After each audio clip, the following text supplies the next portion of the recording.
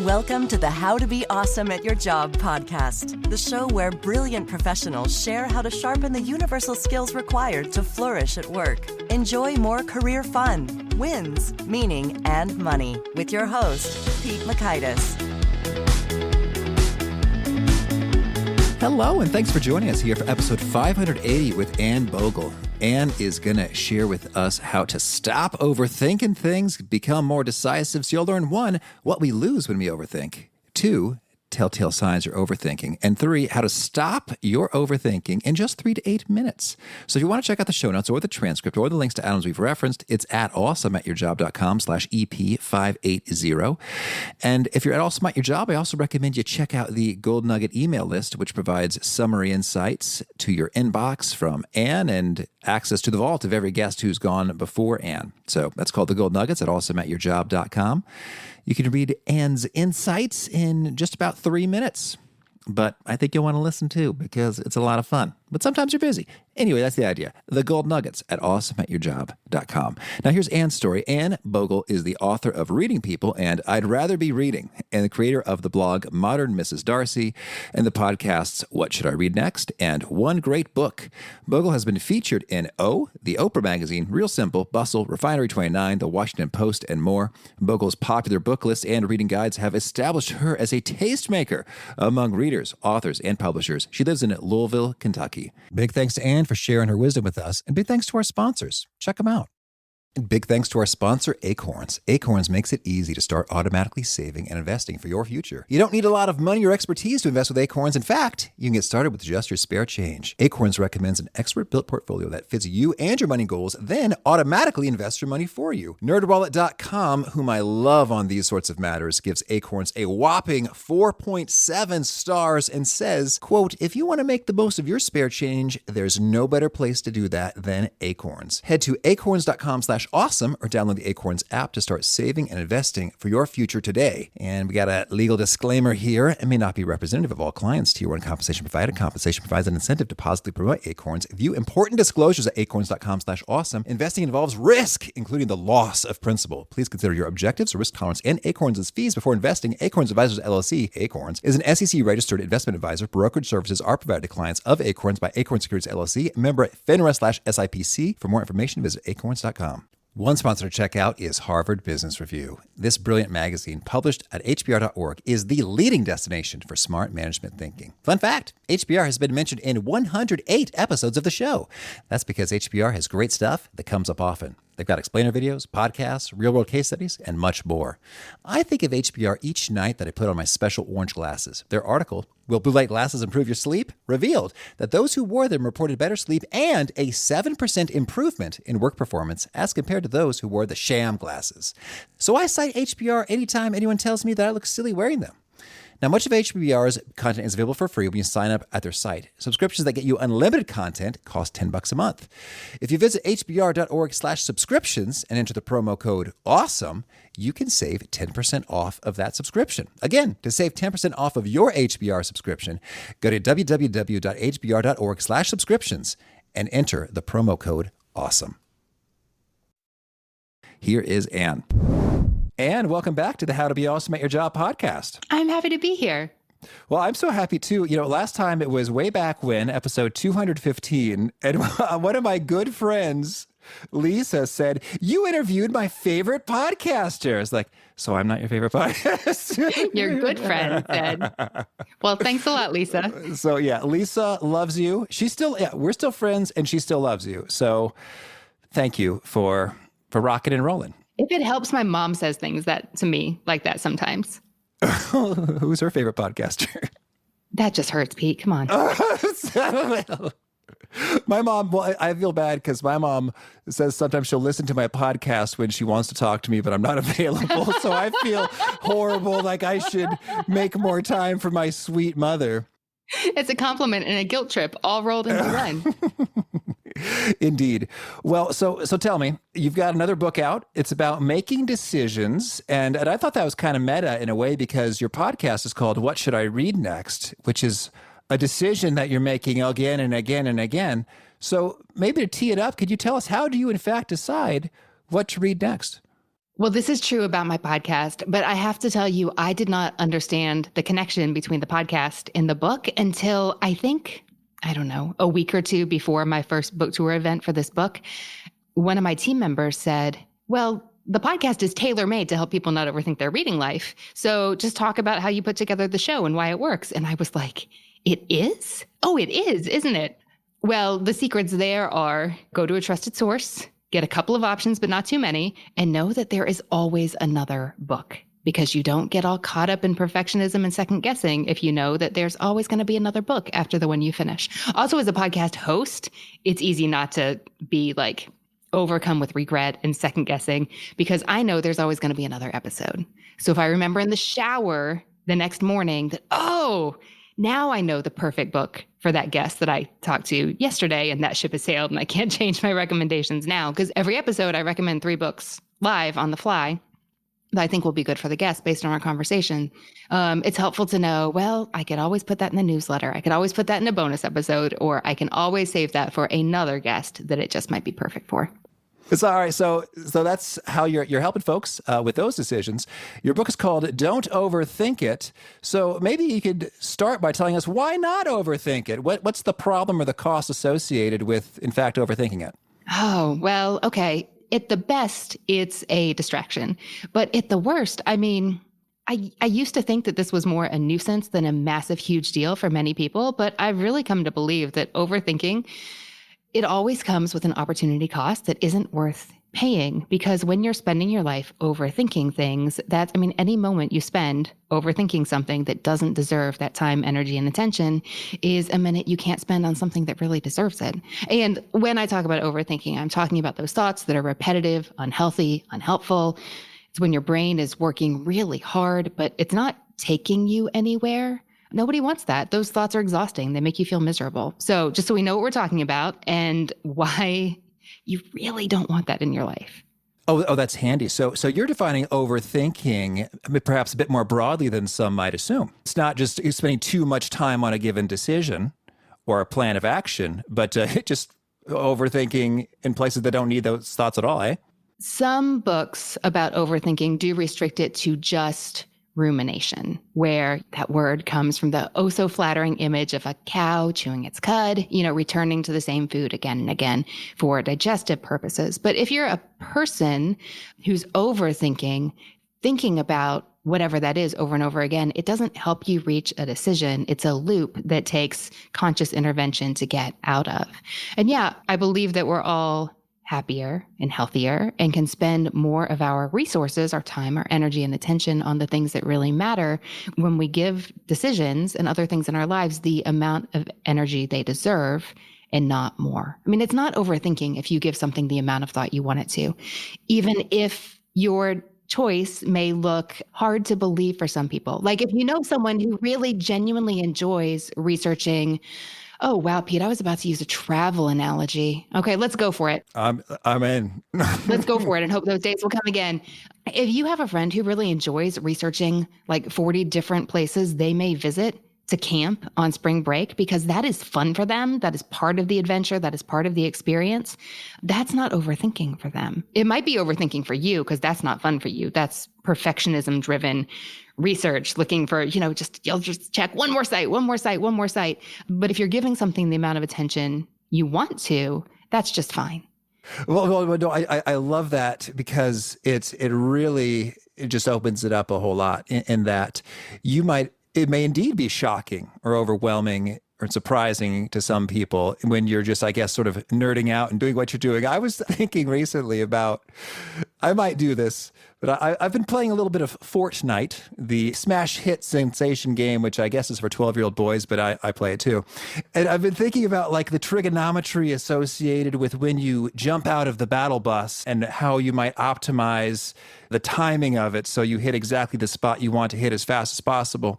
In a way, I mean, it's just a silly game. I'm never going to go pro, and it's just sort of amusing to be, I love that definition, because like, well, no, if I'm having a hoot, just figuring that out for the sheer fun of figuring it out, I'm not overthinking it, versus if someone who has more fun just, playing the game and blasting people away, then they would be overthinking it. It's very subjective and individual dependent. Yeah.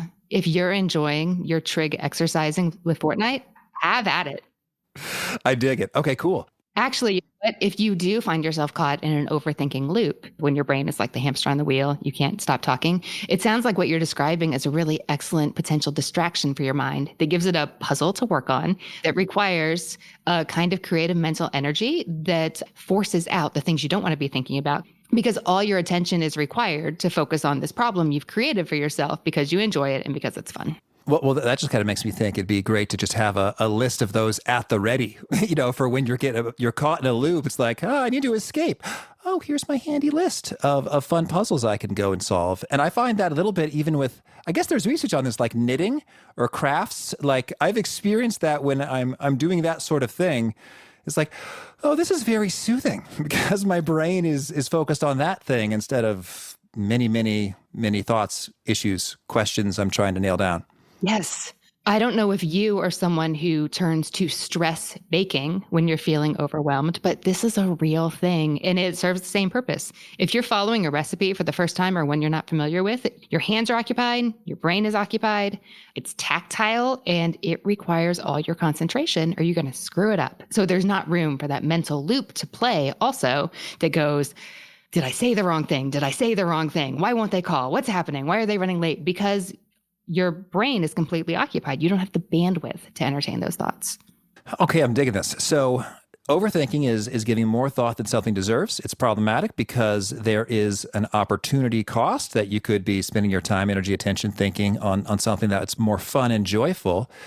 Maybe could you help us identify when we're overthinking faster in terms of what are sort of like the canaries in the coal mine, the telltale signs, or maybe even just frequent categories of stuff subject to overthought? That's a great question. And it's almost hard to give a list because overthinking, more than I realized when I launched into this personal project, is insidious. It's the river that's a mile wide and of varying depths for some people.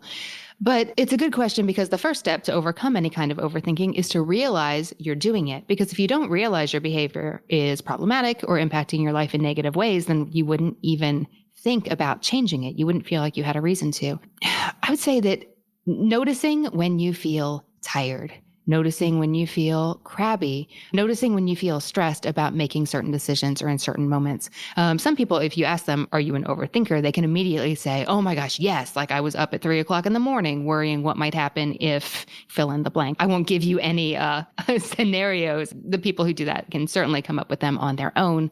I know there have been times when I certainly could, but also it may help to review a list of things that are known triggers for a lot of people, even those who don't typically characterize themselves as constant overthinkers. Relationships is a big one. Work is a big one for a lot of people. Also, money trips up a lot of people who don't consider themselves to be chronic overthinkers. And we could be talking about tiny purchases like, why would I buy G2s when the big sticks are so much cheaper? I mean, some people will find themselves paralyzed by these small questions. Ghirardelli instead of Hershey's. Because a fine writing experience is luxurious and joyful is my answer, Dan.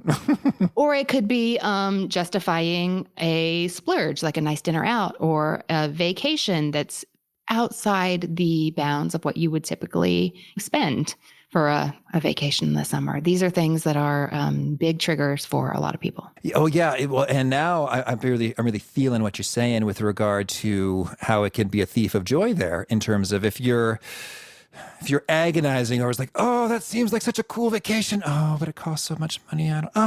So I think you can just really go back and forth and put yourself in a tough spot, which is as unpleasant as opposed to, I guess, if you just knew, well, hey, the vacation budget is this, greater than, less than. Okay, I guess we can move on. Or this seems like an exceptional opportunity. Hey, spouse or travel companions, what do we think about shifting some budget from one place to another? That's excellent in terms of the angst. I'm feeling it that you can come when you're doing that.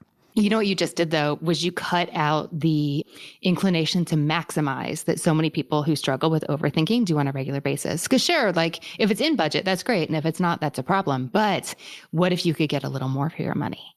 What if you might be more meaningfully fulfilled if you went to one place or another? Maybe you just really need to stay home. I mean, there's so many options to consider that without having a clear idea of what you want and where you're going, it's easy to succumb to. Also, another big trigger of overthinking in a lot of people is shopping. It doesn't matter if you're going to the grocery. Oh my gosh, if you're buying jeans or school supplies for your kids. Any situation where you have to make a lot of decisions really quickly can really take a toll on your mental stamina. Yeah, well, let's talk about the stamina piece for a bit. So decision fatigue is a real thing. Can you tell us what is it and how do we deal with it? Decision fatigue has become quite a buzzword. I find that most people know what this is now, but not everybody. We're talking about that state when your brain is tired from making many decisions and you simply reach the point where you can't make any more effectively. And this is because when it comes to making decisions, we don't have an endless capacity to do so. We can only handle so many decisions in a day, but we make hundreds, if not thousands of decisions every day, depending on what we do. And so how we allocate our energy to make those decisions and how we can structure our lives to make fewer of them really matters. And if you want to nerd out about this, there's all kinds of interesting research on everything from kids in the classroom to judges sitting on a court bench. Oh, right. Officers making parole decisions that show, you want to be in front of whoever's deciding something on your behalf when they are fresh. Absolutely. If you come at the end of the day or the last cases before lunch, you are screwed. When people don't know what to do, they default to the status quo or they decide nothing at all because it takes less brain power. You know, you got to bring them a Snickers when you're on trial. Your Honor, would you please? If you can't be on the docket for 8, that probably is your next best bet. But I mean, truly, this matters. Like, we don't want to think we live in a world where the fates of people are determined by where you fall on the docket. But being aware of how these human limitations affect your life, whether you want them to or not, helps you do something about it. But okay, so decision fatigue, it happens. We have a finite capacity to make decisions over the course of a day. It becomes depleted and we're sleepy. So what should we do about it? Schedule big decisions for when we're fresh, or what are sort of the top practices to address this? That's a good question. Okay, I'm going to zoom out a little bit.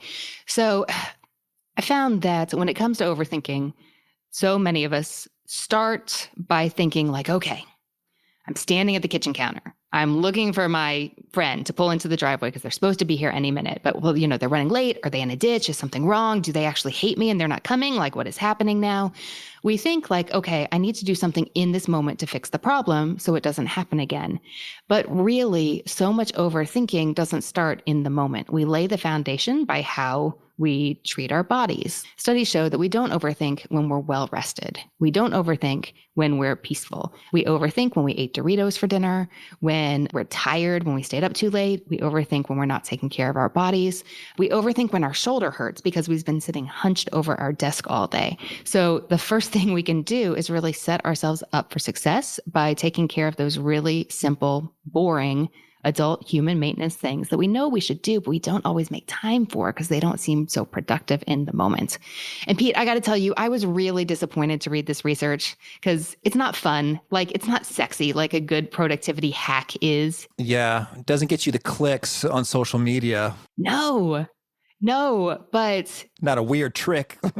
I don't know who needs to hear this, but truly, going to bed when you know you should will make it so much easier to make decisions at 2:00 tomorrow afternoon. Well, I think when it comes to a lot of this boring but helpful and true information, I think what helps get me fired up about it, I talked to this mindfulness thought leader, Rasmus Hugard, and I love that he brought a lot of sort of numbers and facts and research to bear in terms of like, okay, sure enough, there's a great ROI associated with sort of sitting and breathing and mindfulness practice. So maybe could you share, did you find anything striking with regard to, wow, if you spend just a couple of minutes doing this thing, it yields a whole lot of minutes of not overthinking in terms of like, would I see a huge ROI or bang for the buck. I get excited. And sleep, I just love sleeping. But sometimes I think, well, I don't. I was like, well, okay, sure, 6 hours versus 8 hours is going to make a big difference, but that's 2 whole freaking hours. Is there anything I can do that'll take me like 4 minutes that's going to yield 12 minutes of benefit on the other side? That's how I overthink things, Anne. Welcome to my brain.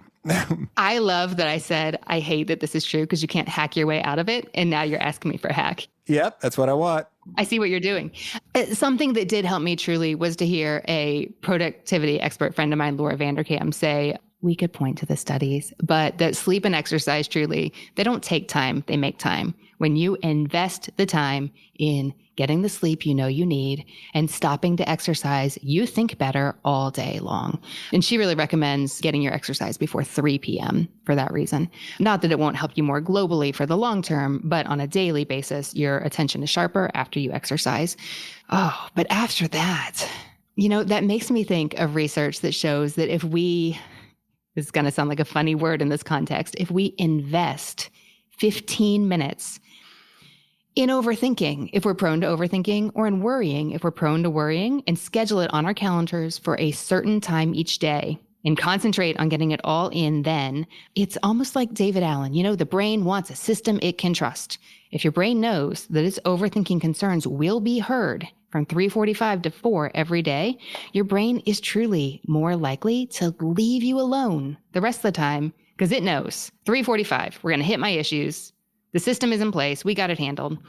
So it's possible that not possible. Studies show that consciously deciding to overthink for those 15 minutes really can ease the burden the rest of the day.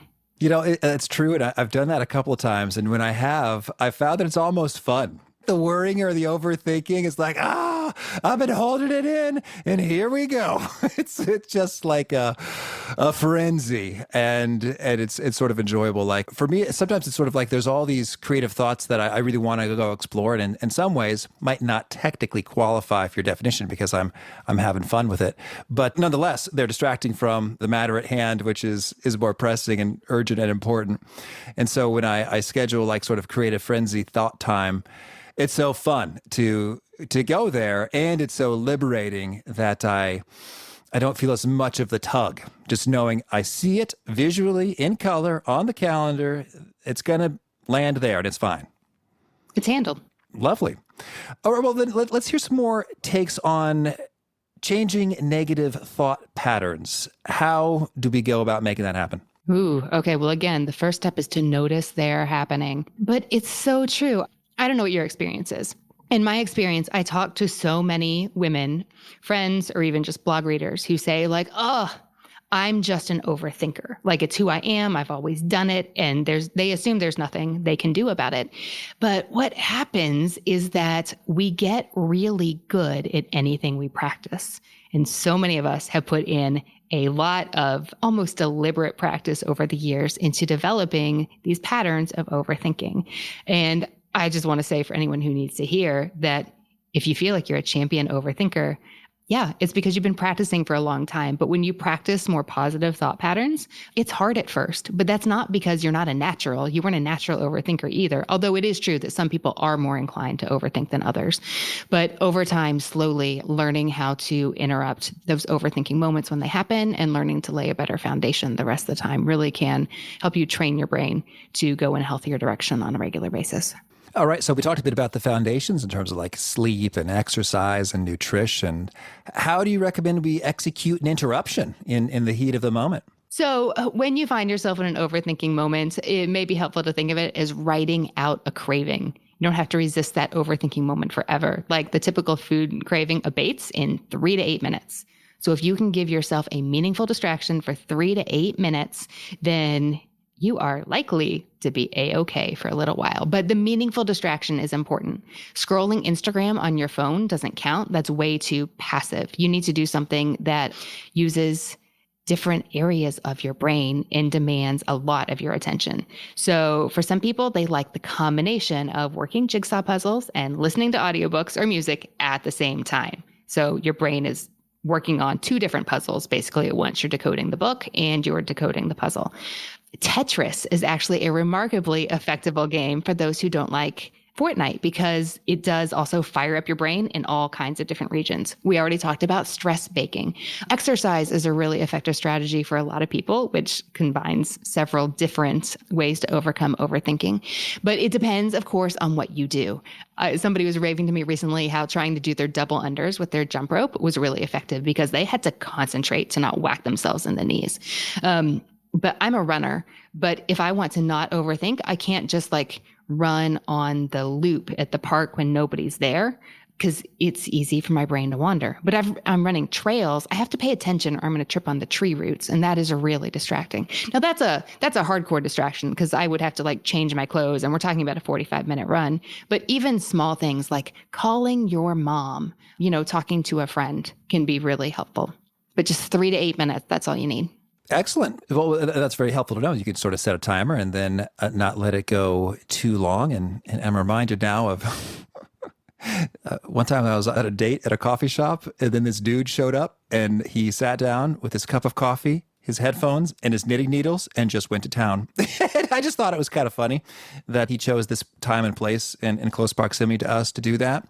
But it looks like he was on to something. He was taking a strategic break that makes a world of difference with that combo there. Exactly. All right. Now, you had a great teaser on the back of your book, and I can't resist. What are the 3 things we should do for a healthier thought life? Well, we already talked about how you can set yourself up for success. So much overthinking doesn't start in the moment. It starts well before that because of the foundation you laid. You know what we didn't talk about? Is we haven't talked about perfectionism yet. Like identifying and consciously thinking of ways to overcome perfectionism is a huge thing for tons of people. I did not understand the connection between perfectionism and overthinking until just in the past couple of years. And I've been living with both for a long time. And truly, just seeing how they're linked has really helped me put more overthinking aside because I know perfectionism is unhealthy in that it doesn't take me good places. And I know that when I recognize that thought pattern in myself, I need to put it aside. And I more or less know how to do that. But perfectionism, like overthinking, is sneaky. And when I don't realize that the issue I'm overthinking is driven by perfectionism, I can be looking at the question on the table like it's completely reasonable. But when I realize, and you're being a perfectionist, like then it's easy to put it aside. And Pete, let me give you an example because I find when it's abstract, you think, oh, that sounds great in theory, but what the heck are you talking about? I'm thinking about things like figuring out the best way to drive across town during rush hour because you have to do it because you need to be at a thing. Like I could make myself crazy trying to figure out what if I left earlier? Could we just like move the meeting 15 minutes? What is there a better way? What if somebody rode with a friend? Like could we work this out in a different way? But realizing like you're trying to maximize this situation and make it the most efficient it can possibly be. And it's not worth the mental gymnastics you're doing. Like you've now spent more time solving the problem than it would take you to just get in the car and drive. Like that's perfectionism. Just put it aside. Okay. Well, I would follow up on that. I think that's excellent in terms of the awareness and the catching of it and what perfectionism sounds like there. And I think I've done that with maybe Amazon.com purchases in terms of like, what's the absolute best plumber's wrench or whatever, that I can acquire. And then you come to realize, well, Pete, if you spend half an hour on that, then that's far exceeds the cost difference of these wrenches. Like you could just get them all and see for yourself. So that's great. Now, maybe you're a craftsman who like really enjoys looking at all the specs. Good point. If that's fun for you, hey, enjoy it. But if it's not, move on. Yeah, that wouldn't be how I would choose to spend my leisure time, which we're not talking about me. We're talking about you. Thinking about something like an hourly rate has really helped me make some of those decisions because, oh my gosh, I hear you. Barnes & Noble has these 3 for 2 sales. If you walk into their store, they'll have these tables full of paperbacks that are 3 for the price of 2.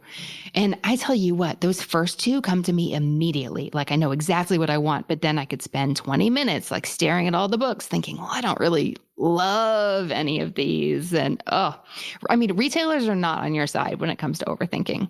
So the longer you spend looking, the more you buy. I guess they're not considering that you may just throw up your hands in frustration and leave, Pete. Well, I guess not enough of us do that. Clearly not. Well, Anne, tell me, anything else you want to make sure to mention before we shift gears and hear about a couple of your favorite things? For a long time, I knew that we overthought things I could see myself thinking my way out of happiness. because it made me miserable in the moment. But I never really realized until these past few years how often I would actually talk myself out of small joys. I feel now like I'm losing twice when I do that. So I'm spending this time debating something that doesn't deserve my time and energy. And also I lose out in the process. And we talked about pens earlier. Like pens are a good example. I can't tell you how many times I've thought, well, I don't really need the Uniball Visions because I have a pen from the bank. That's not great. It's not a great tool. I'm a writer, but still, like, do I really need to spend extra $1.80 on a Uniball Vision? But they cost a little more than the baseline to get a nice pen. And so I'd be like, well, is it worth it? Well, is it the most efficient? Well, can I justify it? Well, and Pete, I finally realized, like, what am I debating here?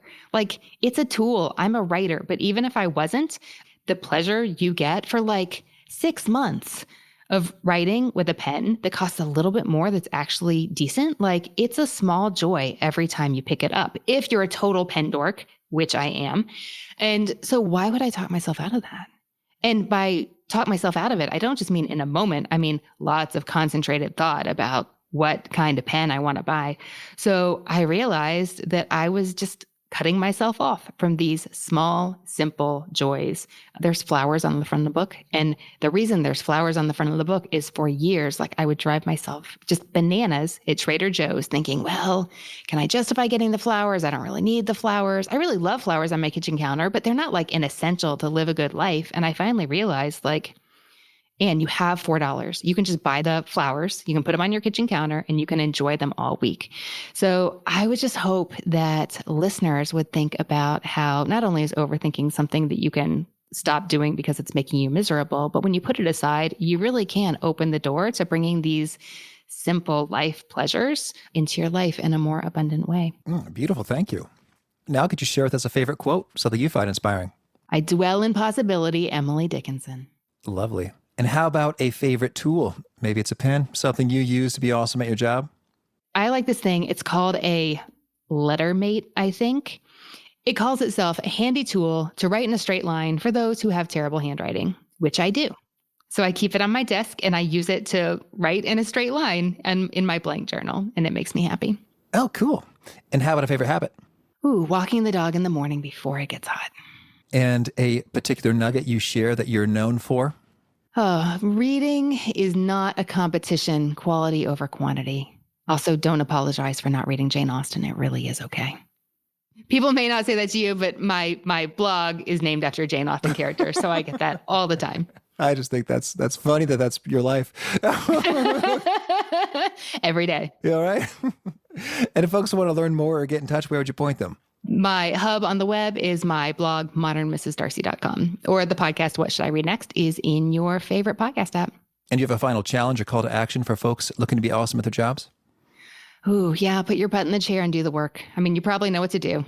Make yourself some coffee or grab whatever you love instead and do the thing instead of talking about how much you wish you could. All right, Anne, this has been a treat. Thank you, and I wish you lots of luck in all the ways you might be tempted to overthink it. Well, thank you. I appreciate that. And it was great to be back.